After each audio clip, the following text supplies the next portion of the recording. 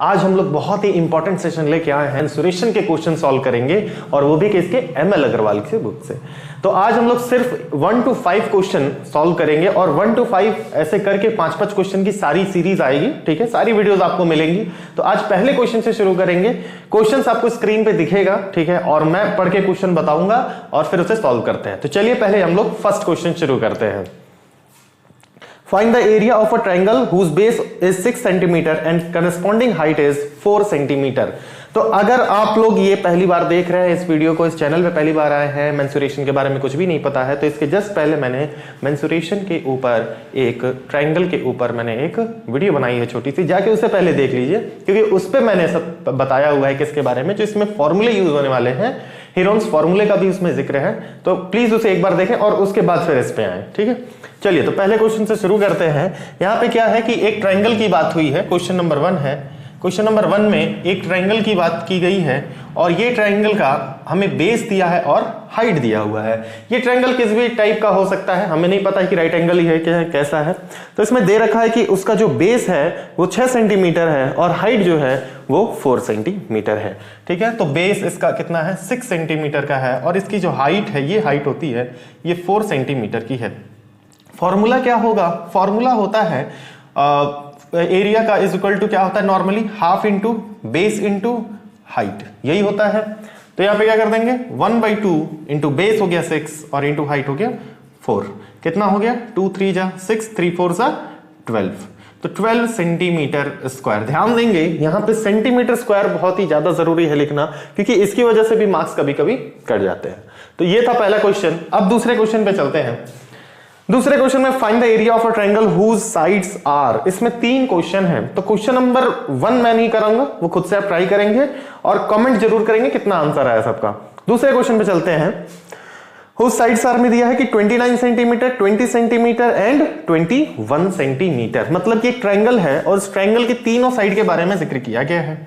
क्या है भाई, तो 3 साइड है उसकी, 29 सेंटीमीटर है, 21 सेंटीमीटर है और एक जो है वो 20 सेंटीमीटर है, ठीक है, 20 सेंटीमीटर है। अब क्या करना है, हमें यहाँ पे एरिया निकालना है। एरिया निकालने के मैंने बताया था कि सेमी पेरीमीटर निकालते हैं। सेमी पेरीमीटर क्या होता है, a + b + c / 2। मतलब कि क्या, तीनों साइड को जोड़ेंगे और 2 से डिवाइड दे देंगे, वो हमारा क्या हो जाएगा, सेमी पेरीमीटर हो जाएगा। तो यहाँ पे क्या करते हैं, 21 + 29 + 20 और पूरे के अपॉन में 2। यहां पे हमने क्या निकाला, सेमी पेरीमीटर, और इसके बाद से हम लोग एरिया निकालने पहुंच जाएंगे। एरिया इज इक्वल टू, तो एक बार फॉर्मूला मैं वापस से रिवाइज करा दूं आपको कि सेमी पेरीमीटर होता है क्या, a + b + c / 2, और सेमी पेरीमीटर निकालने के बाद एरिया निकाल पाते हैं हम लोग √ओवर में s, s - a, s - b और s - c, इन सबका मल्टीप्लाई आपस में। तो क्या कितना होगा भाई बच्चों, ये जोड़ेंगे इसे तो 21 और 29 कितना हो जाएगा, ये हो गया अपना 50 और 20 कितना हो जाएगा, 70, यानी टोटल आ गया 70/2, दैट इज 35 आ गया। अच्छा, एरिया में डालेंगे इसे, तो एरिया जैसा कि फॉर्मूला लिखा हुआ है s की वैल्यू कितनी है, 35, तो 35 लिखेंगे। फिर क्या, 35 माइनस कोई भी एक साइड, मान लेते हैं ये a है, ये b है और ये c है। तो 35 में से 29 माइनस करेंगे, कितना बचेगा भाई अपने पास, तो अपने पास बचेगा 6, तो 6। फिर दूसरे ब्रैकेट में क्या है, s - b। s - b का मतलब 35 माइनस अपना s कितना है, 35 माइनस b मतलब 21। कितना बच गया भाई, तो ये 35 में से 21 माइनस करेंगे तो कितना हो जाएगा, 14 बचेगा अपने पास, ठीक है। फिर नेक्स्ट s - c, s कितना है 35 और c कितना है 20, मतलब 35 माइनस 20 कर दें, डायरेक्टली लिखने की क्या जरूरत है। तो 35 में से 20 माइनस करेंगे, कितना बचेगा भाई, 15, ठीक है। तो ये 15 हो गया। अब दिक्कत यहाँ पे भी आती है कि क्या इन सब का आपस में मल्टीप्लाई कर दें, ये बिल्कुल नहीं करेंगे यहाँ पे, ठीक है। तो ये दिमाग में रखेंगे बात। इसके बाद वाला स्टेप है, थोड़ा सा ध्यान ये देंगे ना कि यहाँ पे हमें मल्टीप्लाई करने नहीं जुट जाना है, ये नहीं कि लगे मल्टीप्लाई करने, भाई इसे हमने फैक्टराइज करना है, क्योंकि ये रूट है तो रूट में से क्या होगा, पेयर जो मिलेगा उसे हम बाहर कर लेंगे। तो चलिए इसे देखते हैं यहाँ पे। तो ये कितना है 35 है, 35 को क्या लिख सकते हैं 7 × 5, 7 5 35। फिर 6 है, इसको लिख सकते हैं 2 3 ज़ा 6, फिर इंटू 14 को लिख सकते हैं 7 इंटू 2, फिर इंटू 15 को लिख सकते हैं 5 3 ज़ा 15। ठीक है, तो यहाँ पे क्या मिल रहा है पेयर, हमें 7 का पेयर मिला, एक 7 मिला तो 7 एक बाहर, फिर 5 का भी मिल गया तो 5 एक बाहर, मल्टीप्लाई करके बाहर करते जाएंगे, फिर 2 मिला तो 2 भी बाहर, फिर 3 मिला तो 3 भी बाहर। अब तो कोई नंबर बच नहीं गया, तो बस हो गया 7 5 ज़ा 35, 35 2 ज़ा 70, और 70 इंटू 3 कितना हो गया, 7 3 ज़ा 21, 210 सेंटीमीटर स्क्वायर, या फिर अगर मीटर दिया हुआ है तो मीटर स्क्वायर। ठीक है, आ रहा है समझ में? चलिए अब चलते हैं हम लोग इसी के नेक्स्ट पार्ट पे। नेक्स्ट पार्ट क्या है इसका? थर्ड क्वेश्चन है कि 12 सेंटीमीटर, 9.6 सेंटीमीटर एंड 7.2 सेंटीमीटर। ठीक है भाई, तो इसका सेकंड पार्ट देखते हैं। ये सेकंड पार्ट था ये, अब ये जो हम लोग देखेंगे वो थर्ड पार्ट है क्वेश्चन नंबर सेकंड का। फर्स्ट खुद से करना है। तो कितनी कितनी साइड दे रखी है भाई? ट्रायंगल है, उसमें एक दिया है कि 12 सेंटीमीटर है, फिर कितना है, फिर है 9.6 सेंटीमीटर, 9.6 सेंटीमीटर और 7.2 सेंटीमीटर। तो ये 3 साइड्स दे रखी है। मीटर इसका निकाल लेते हैं, ये क्वेश्चन है अपने पास। तो सेमी पेरीमीटर कैसे निकालेंगे? S is equal to 12 plus 9.6 plus 7.2 upon में 2। अब इसे ऐड करेंगे तो ये हो जाएगा 9.6 7.2 12, ये हो जाएगा 28 शायद 8 होगा। ठीक है, 28.8 हो जाएगा, और अपॉन में 2 दैट इज 14.4। तो S की वैल्यू आ गई कितनी? 14.4। ठीक है, अब क्या करेंगे? अब एरिया निकालेंगे सिंपली, जैसे निकालते हैं हम लोग। तो एरिया निकालने के लिए हम लोग लिखेंगे यहाँ पे S कितना है? तो 14.4। अब ये पॉइंट का हम बता रहे हैं, ठीक है, इसमें बहुत टेंशन लेने वाली बात नहीं है। 14.4, फिर क्या 14.4 माइनस 12, तो यहाँ लिखेंगे 14.4 माइनस 12, दूसरे ब्रैकेट में 14.4 माइनस 9.6, तीसरे ब्रैकेट में क्या होगा 14.4 माइनस 7.2। ठीक है, अब यहाँ पे क्या करेंगे? सबको माइनस करेंगे। ठीक है, पॉज करो, माइनस करना पड़ेगा यार। 12 माइनस करेंगे तो सीधा दिख रहा है, ये 14.4 में से 12 माइनस करेंगे तो सीधा दिख रहा है अपने को 2.4 बच जाएगा। तो आइए माइनस भी कर लेते हैं। तो 14.4 इंटू 2.4 इंटू 14.4 माइनस 9.6, तो यहाँ कर लेते हैं 14.4 माइनस 9.6, कितना बचेगा भाई? ये हो जाएगा 14 में से 6 जाएगा तो कितना बचा? 8 बचा पॉइंट, या 13 में से 9 जाएगा तो कितना बचा? 4, यानी 4.8 यहाँ बचा। फिर मल्टीप्लाई 14.4 में से 7.2 माइनस करेंगे तो 7.2 ही बचेगा, 7.2। ठीक है, माइनस करके देख लेंगे एक बार। अच्छा, अब क्या करेंगे? अब ये पॉइंट का कैसे सर फैक्टराइजेशन करें? यहां दिक्कत आएगी, कोई बड़ी बात नहीं है। यहां पे हम लोग क्या करेंगे?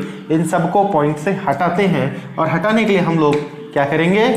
10 का मल्टीप्लाई करेंगे सब में, या डिवाइड कर देते हैं। सबसे बढ़िया बात, डिवाइड करेंगे। 144 divided by 10 into 24 divided by 10 into 48 divided by 10 into 72 divided by 10।